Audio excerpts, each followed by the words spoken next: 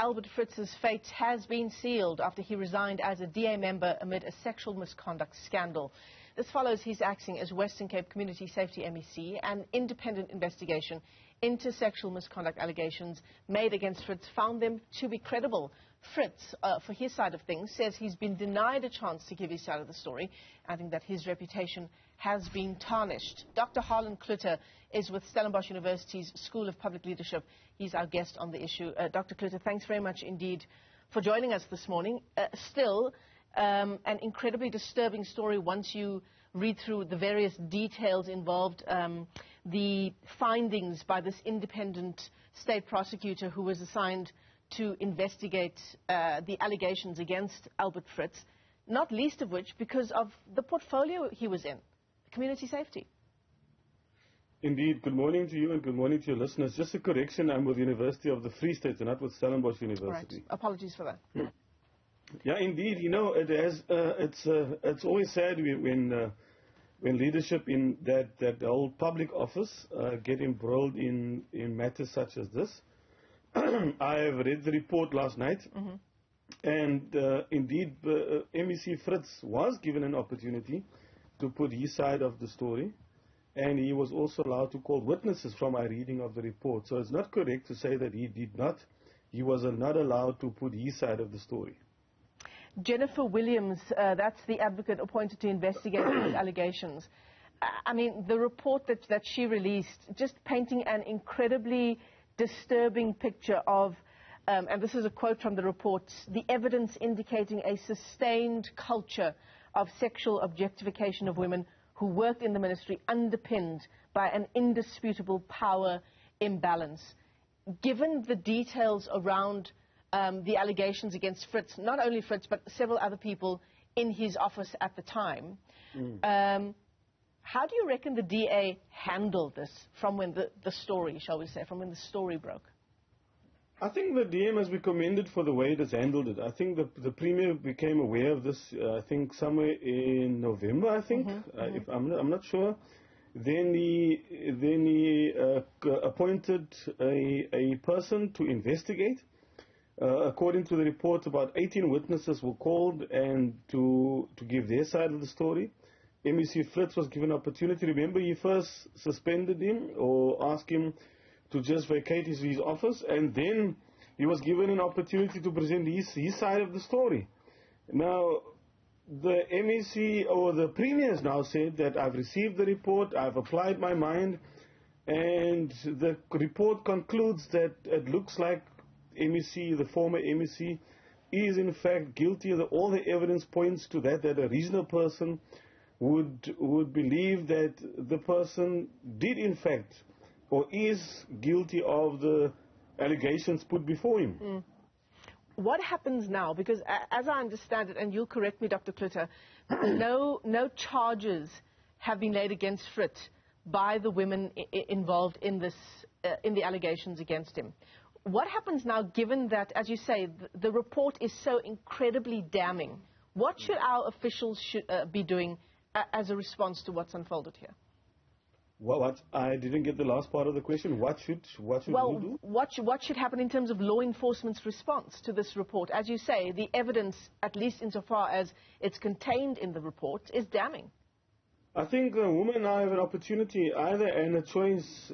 They chose to be anonymous and they were protected by the Premier in that case. And the women now have an opportunity to either lay a criminal charge against the former MEC and then pursue a civil case. For his part, he has now resigned from the DA and saying, you know, this is a political conspiracy. Yeah. That has been the pattern, I think, with a lot of politicians in this country. As soon as they are accused of something or the court finds against them, then the easiest would be to say, you know, this is all a political conspiracy. It's my enemies trying to get me, etc., etc. I think this is the end for MEC Fritz, former MEC. I'm sure the women involved will want it to be more than just the end of his career, but that there should be some criminal process that follows, especially given the context in which this happens in a country with the levels of gender-based violence that we have.